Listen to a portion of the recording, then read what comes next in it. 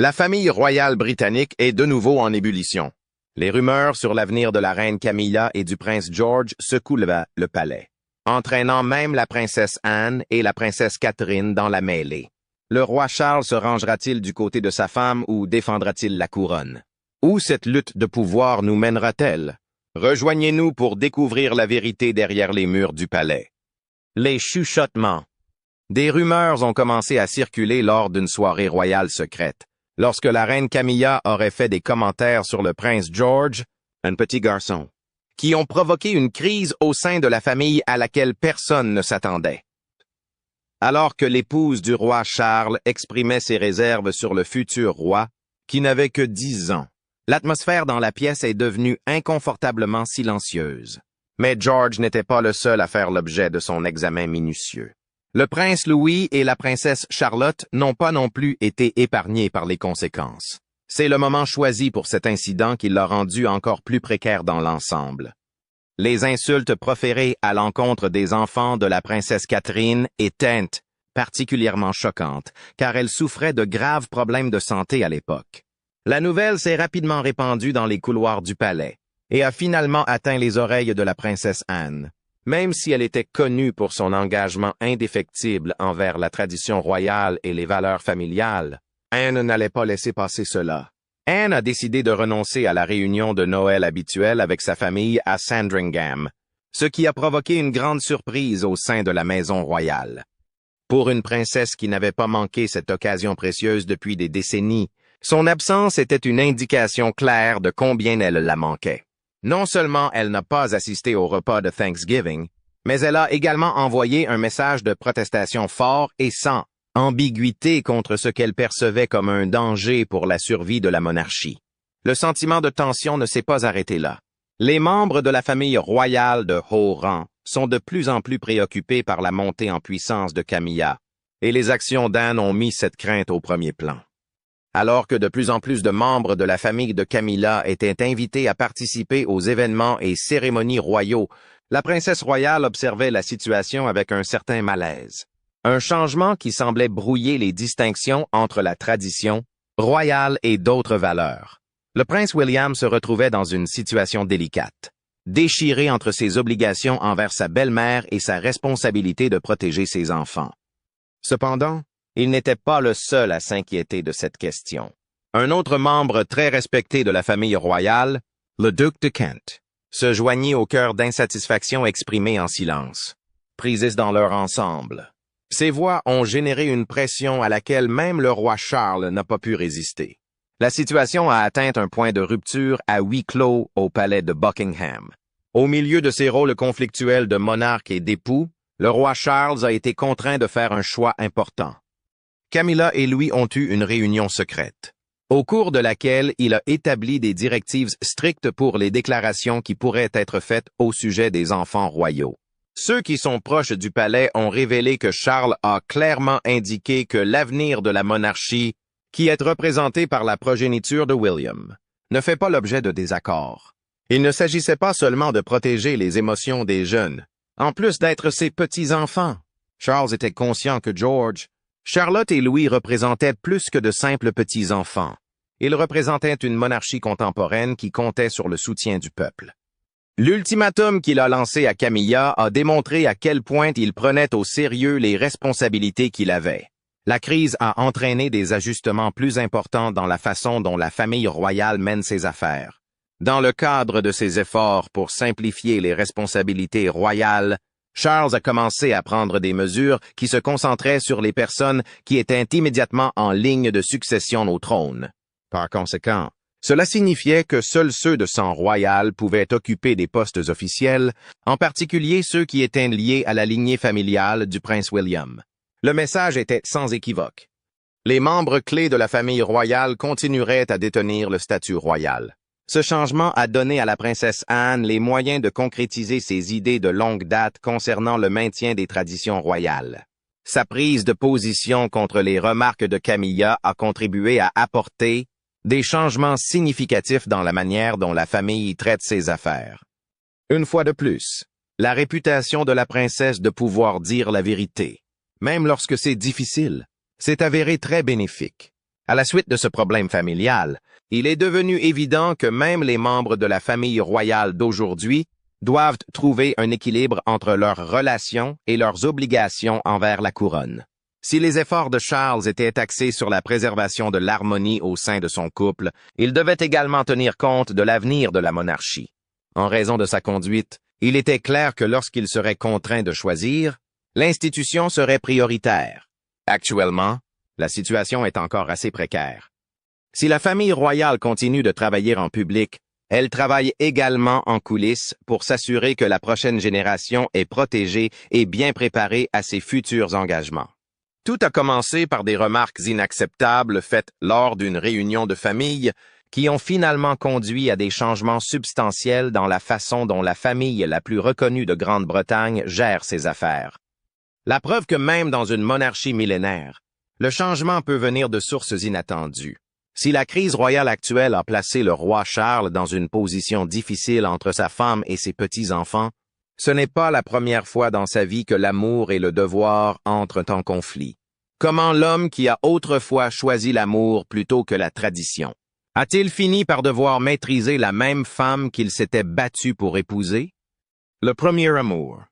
Une connaissance commune a rencontré Charles et Camilla lors d'un match de polo en 1970, date à laquelle l'histoire de Charles et Camilla a commencé. C'était bien avant les couronnes et les scandales. Le rire facile de Camilla et sa façon naturelle de lui parler comme à une personne normale, et non comme à un simple membre de la famille royale, ont immédiatement attiré l'attention de Charles. Ils pouvaient converser pendant des heures sur la littérature, les chevaux et la vie en dehors des murs du palais, car ils avaient le même sens de l'humour. Cependant, leur première occasion de tomber amoureux fut écourtée, car les règles de la famille royale à l'époque étaient assez strictes. On s'attendait à ce que le futur roi épouse un membre d'une famille noble qui n'avait jamais eu de relation amoureuse avec quelqu'un d'autre. Il était impossible que Camilla réponde à ces critères archaïques. En 1971, lorsque Charles s'engagea dans la Royal Navy, leur relation commença à se détériorer. 2 ans après le début de leur relation, Camilla épouse Andrew Parker Bowles, un militaire appartenant aux mêmes cercles sociaux que la famille royale. Le mariage, auquel assistent 800 personnes, dont des membres de la famille royale, est un événement très spécial, outre la reine-mère elle-même. La princesse Margaret, sœur de la reine Elizabeth, est présente lors de la cérémonie qui se déroule à la Guards Chapel de Londres. Bien qu'il ait déjà épousé d'autres personnes, Charles finira par épouser Lady Diana Spencer en 1941. Charles et Camilla ont entretenu leur relation. Ils avaient un grand nombre de connaissances en commun et se rencontraient fréquemment lors de rassemblements sociaux.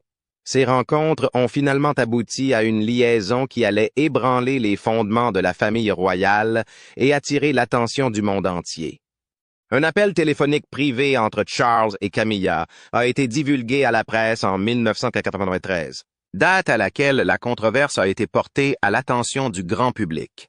Tous deux ont été obligés de faire face à la fureur et à la censure du public à la suite de cette révélation désagréable.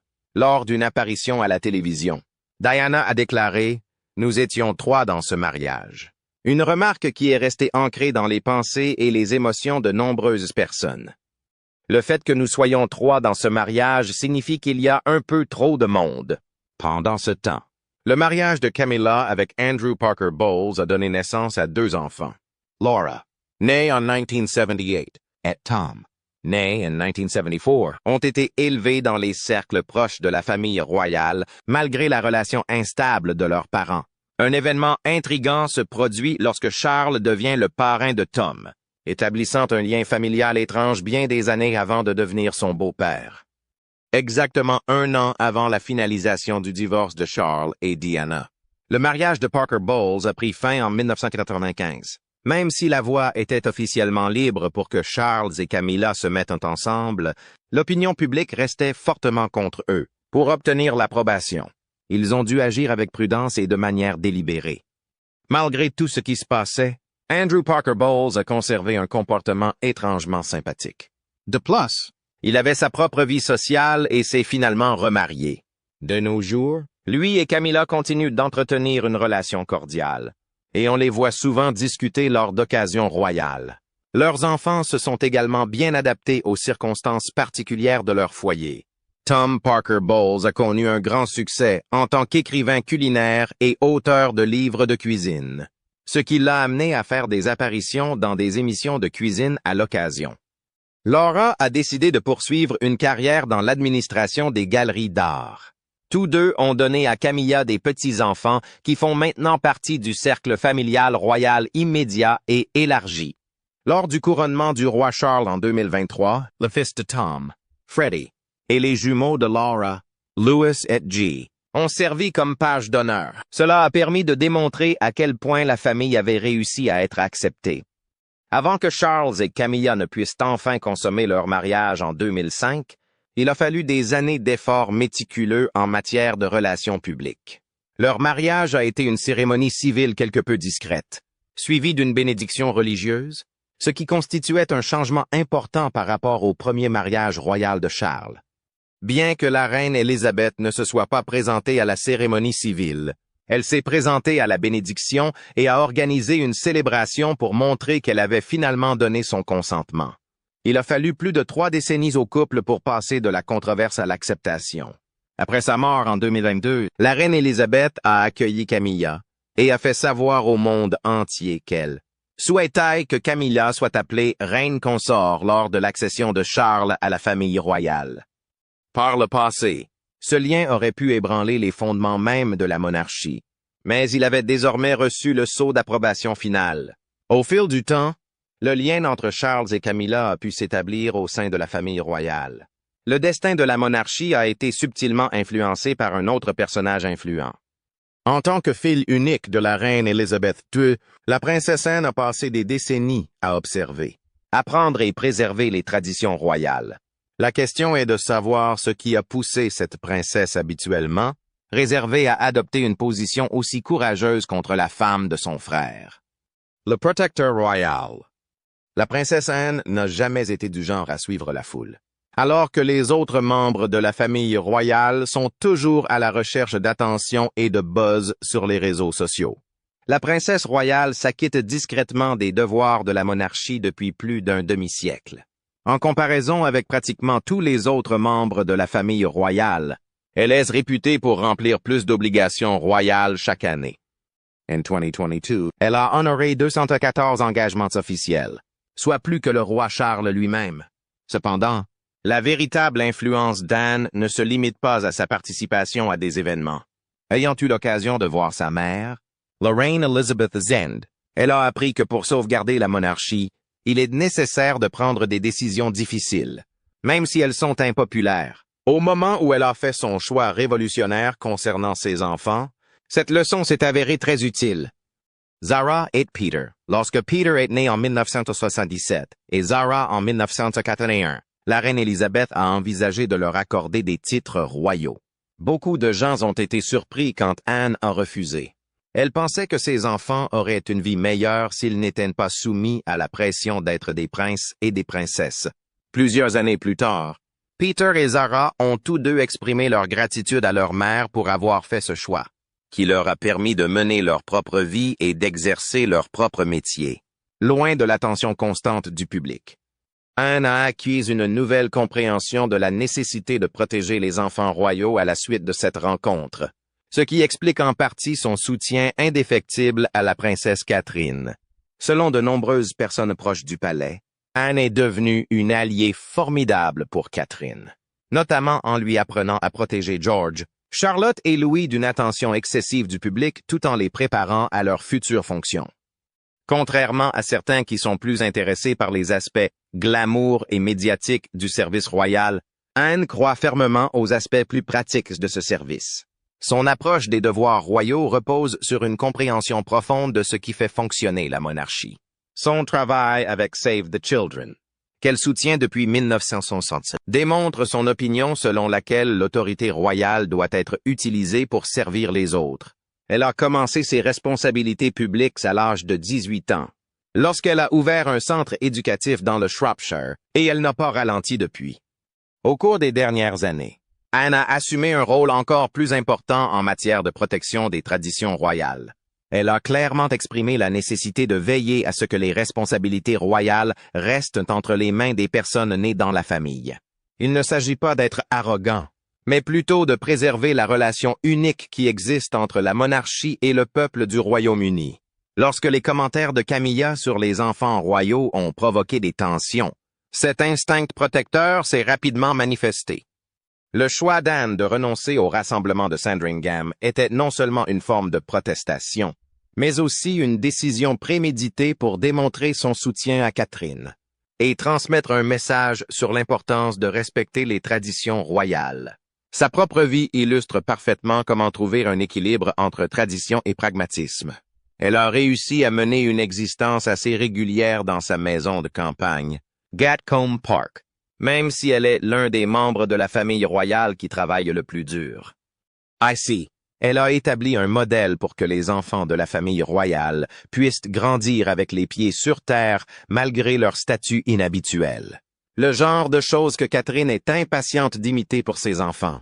Le fait que la princesse royale soit connue pour être assez directe a fait d'elle une contributrice très utile aux conversations au sein de la famille royale. Lorsqu'il est nécessaire de prendre des décisions difficiles, l'attitude d'Anne, directe et réaliste, permet souvent de mettre fin au drame pour trouver des réponses satisfaisantes pour toutes les parties concernées, tout en préservant l'avenir de la monarchie. Anne est devenue, à bien des égards, la conscience de la famille, veillant à ce que chacun se rappelle de sa responsabilité de protéger non seulement la couronne, mais aussi la prochaine génération qui la portera un jour. Soutenir Catherine et les enfants royaux ne consiste pas seulement à montrer son allégeance à la famille, mais aussi à s'assurer que la monarchie continuera d'être puissante et pertinente pendant de nombreuses années. Cependant, ce n'est pas le seul drame qui se déroule. Alors que la princesse Anne s'efforçait de préserver les traditions royales et la prochaine génération, un autre conflit couvait silencieusement au-delà des murs du palais. Ce conflit concerne des châteaux, des bijoux et des terres qui valent des milliards de dollars. Les problèmes de santé du roi Charles ayant mis en lumière les plans de succession, qui a tout à gagner et tout à perdre dans ce qui pourrait être le transfert financier le plus important de l'histoire de la famille royale. Des transferts de pouvoir et de l'héritage royal. L'héritage royal. Dans la famille royale, les questions d'argent sont tout sauf simples. Compte tenu des récents problèmes de santé du roi Charles, les considérations sur la répartition des biens sont plus urgentes que jamais. Il n'y a pas que des bijoux coûteux et des œuvres d'art anciennes qui sont en jeu, mais aussi une fortune de plusieurs milliards de dollars qui est essentielle au fonctionnement de toute la monarchie. Pour commencer, parlons de la reine Camilla. Si elle vit plus longtemps que Charles, elle pourra très probablement continuer à résider dans les résidences qu'ils partagent. La valeur de Clarence House est d'environ 72 millions de dollars et celle de Highgrove House d'environ 39 millions de dollars. En outre, il est fort probable qu'elle continuera à recevoir une aide financière du gouvernement sous la forme d'une subvention souveraine pour continuer à s'acquitter de ses obligations royales. Il y a cependant un hic. Elle ne pourra pas revendiquer la propriété de la majorité des objets vraiment importants, qui doivent être transmis au futur monarque. C'est là qu'intervient le prince William. On s'attend à ce qu'il hérite du filon d'argent royal parce qu'il est le prochain dans la lignée. Nous discutons de lieux tels que le château de Balmoral en Écosse, dont la valeur est estimée à 140 millions de dollars, et le domaine de Sandringham, dont la valeur est estimée à 65 millions de dollars. Le contrôle du domaine de la couronne, en revanche, est le prix le plus important.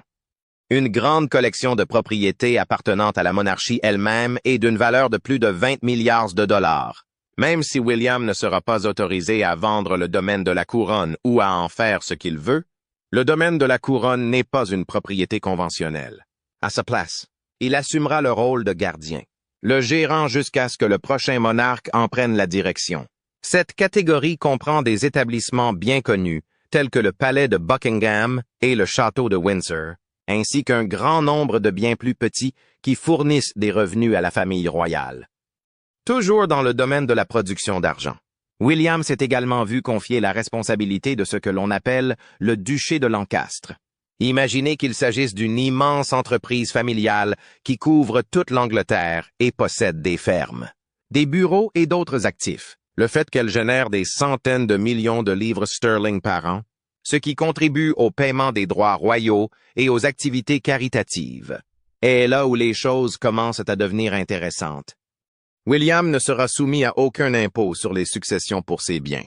Le gouvernement a créé un arrangement unique en 1993, selon lequel les héritages de membres de la famille royale à membres de la famille royale sont exonérés d'impôts, contrairement aux héritages conventionnels, qui sont généralement imposés à un taux de 40% au Royaume-Uni. Cela contribue à la préservation des richesses royales au fur et à mesure qu'elles sont transmises d'une génération à l'autre. La situation du prince Harry est plus compliquée. Dans les années qui ont suivi son départ des responsabilités royales en 2020, la majorité de ses liens financiers avec la famille ont été rompus. Harry a été contraint de compter sur les quelques 10 millions de dollars que sa mère, la princesse Diana, lui a laissés après impôt, Charles ayant cessé de lui fournir régulièrement de l'argent. Plusieurs sources royales estiment que Charles ne laissera peut-être pas beaucoup plus d'argent à Harry dans son testament, notamment parce que certains membres de la famille royale considèrent Harry et Meghan comme des avides de publicité. Le don souverain est la source du véritable pouvoir qui donne à tout cet argent son pouvoir. Il s'agit essentiellement de l'allocation annuelle que le gouvernement verse à la famille royale. Le coût équivaut à 25% des revenus annuels du domaine de la couronne. On estime que le domaine de la couronne a rapporté environ 410 millions de dollars en 2022, ce qui représente une somme d'argent considérable pour entretenir les palais, payer les travailleurs et parrainer des projets royaux. La position que Kate Middleton occupe dans tout cela est également devenue plus puissante. Environ 300 bijoux, d'une valeur totale d'environ 110 millions de dollars, lui ont déjà été transmis par la reine Élisabeth II.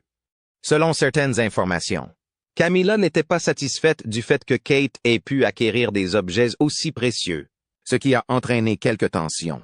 Pour susciter encore plus d'intérêt, la princesse Charlotte va être celle qui recevra le célèbre diadème Spencer qui appartenait à Diana. En consolidant l'argent et le pouvoir entre les mains d'un nombre restreint de personnes, il s'efforce de garantir que l'organisation continuera d'être suffisamment solide pour se maintenir et continuer à remplir sa mission pour les générations futures. Comment la monarchie s'adapte-t-elle à ce qui pourrait être le défi le plus important auquel elle a été confrontée ces dernières années? Crise sanitaire. La vie de la famille royale britannique a été bouleversée en février 2024 lors d'un rendez-vous apparemment ordinaire à l'hôpital. Comme c'est souvent le cas pour les hommes de son âge, le roi Charles a consulté un médecin pour une hypertrophie de la prostate. Cependant, au cours de son traitement, les médecins ont découvert quelque chose de bien plus grave, un cancer.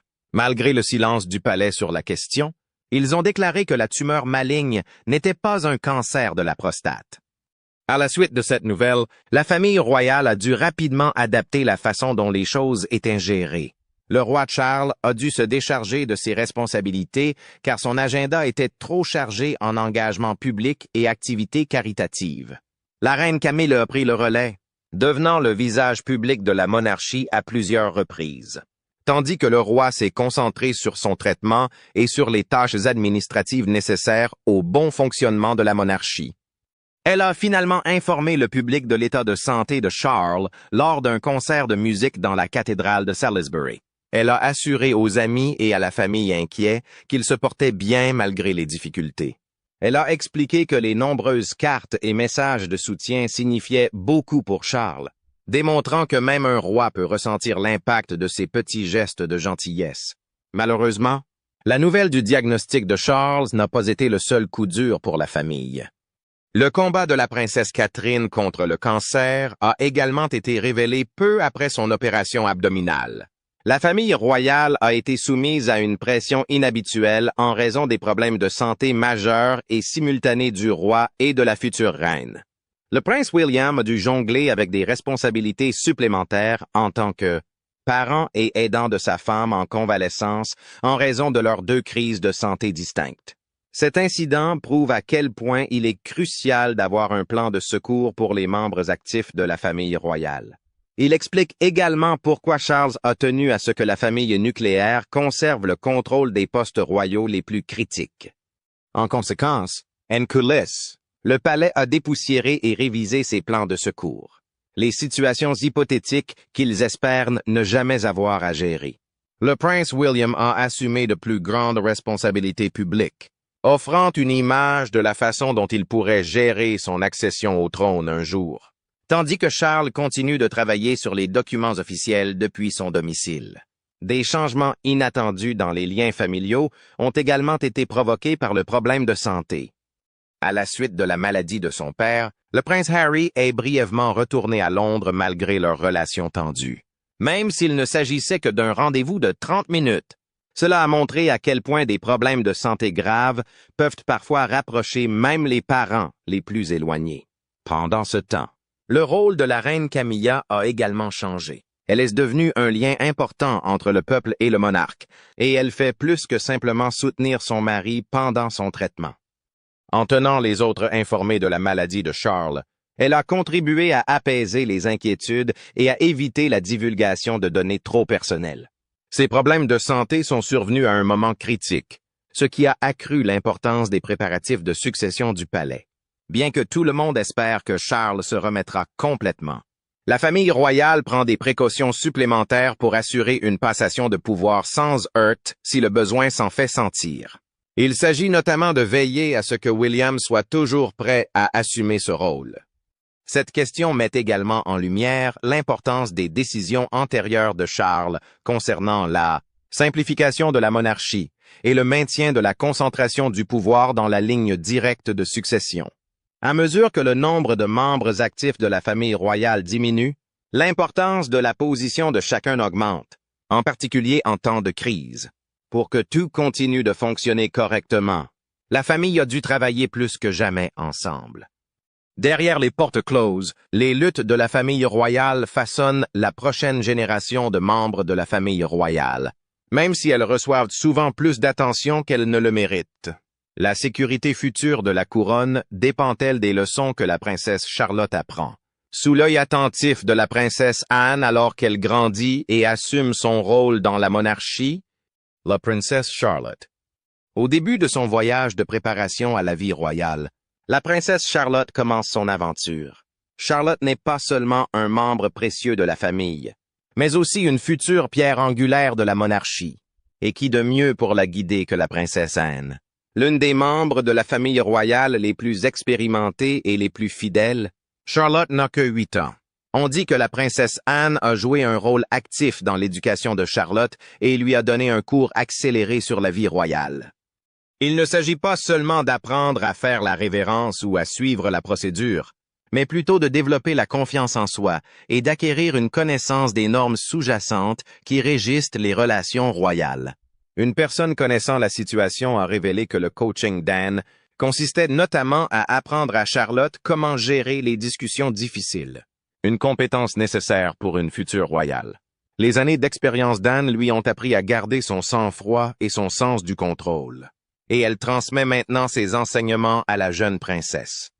La planification que fait Charlotte est à la fois intelligente et tournée vers l'avenir. Les exigences et les attentes qui pèsent sur les membres de la monarchie continuent d'être énormes. Même si la monarchie a changé au fil des ans, la famille veille à ce que Charlotte soit bien préparée à relever les défis de sa future fonction avec assurance et confiance en elle en commençant sa formation dès son plus jeune âge. Les conseils prodigués par la princesse Anne ne se limitent pas aux questions d'étiquette. Il est important d'avoir une bonne compréhension des obligations qui incombent à un membre de la famille royale. Grâce à des activités telles que la participation à des événements officiels et les interactions avec le grand public, Charlotte apprend l'importance d'établir des relations significatives avec les individus tout en préservant la dignité de la couronne. On dit que les leçons d'Anne comprennent des compétences qui ne sont pas immédiatement évidentes, mais qui sont extrêmement importantes, comme savoir quand mettre fin à une discussion sans offenser personne. Une difficulté que même des membres de la famille royale chevronnée comme la princesse Catherine ont du mal à saisir. Charlotte, en revanche, a grandi dans ce contexte, ce qui la place dans une position rare pour apprendre et s'adapter rapidement. De plus, selon certaines rumeurs, Charlotte pourrait un jour reprendre le rôle de princesse royale, actuellement occupé par la princesse Anne. Ce titre, souvent conféré à la fille aînée du monarque, revêt une importance considérable. Charlotte pourrait assumer ce rôle historique si son père, le prince William, accédait au trône et qu'Anne s'en allait. D'un autre côté, l'expert royal Richard Eden a souligné que c'est Charlotte qui déciderait en fin de compte. L'une des principales raisons pour lesquelles Charlotte a commencé ses préparatifs à un si jeune âge était la nécessité de la protéger, elle et ses frères et sœurs, des énormes exigences liées à l'entrée dans la vie publique. La famille royale est pleinement consciente des difficultés auxquelles sont confrontés les plus jeunes membres de la monarchie, en particulier dans le climat médiatique effréné qui existe aujourd'hui. L'objectif de la famille est de protéger Charlotte des erreurs commises par le passé en lui fournissant les ressources nécessaires pour assumer son rôle. La princesse Anne, souvent louée pour son approche pragmatique des responsabilités royales, veille à ce que l'éducation de Charlotte établisse un équilibre sain entre les valeurs du passé et la réalité de la vie contemporaine. La protection des intérêts de tous les enfants royaux, y compris le prince George et le prince Louis, fait également partie de cette planification. La famille royale est consciente que l'avenir de la monarchie dépend de ses plus jeunes membres, et elle prend des mesures pour s'assurer qu'ils sont prêts à affronter les difficultés qui les attendent. Cependant, qui sait ce que l'avenir réserve à Charlotte? Va-t-elle accepter le titre de princesse royale? Devrait-il être rendu disponible à un moment donné dans le futur? Comment les leçons qu'elle apprend en ce moment influenceront-elles le rôle qu'elle jouera dans les années à venir? Cependant, une chose est sûre, la princesse Charlotte n'est pas seulement formée pour hériter d'un titre, mais aussi pour perpétuer un héritage. C'est quelque chose qui ne peut être déterminé que par le temps. C'est grâce aux enseignements de sa grand-tante qu'elle comprend ce que signifie servir avec dignité, force et compassion, des traits qui caractériseront son rôle dans la famille royale pendant de nombreuses années. Est-il possible que le roi ait des doutes sur tous les choix qu'il a faits jusqu'à présent, étant donné qu'il navigue dans la vie avec sa famille recomposée? En particulier avec sa relation avec Camilla. Si la reine Camilla ne pèse pas le sceau royal derrière elle, est-il possible qu'elle soit un jour vraiment acceptée par le peuple? N'hésitez pas à partager vos réflexions dans la section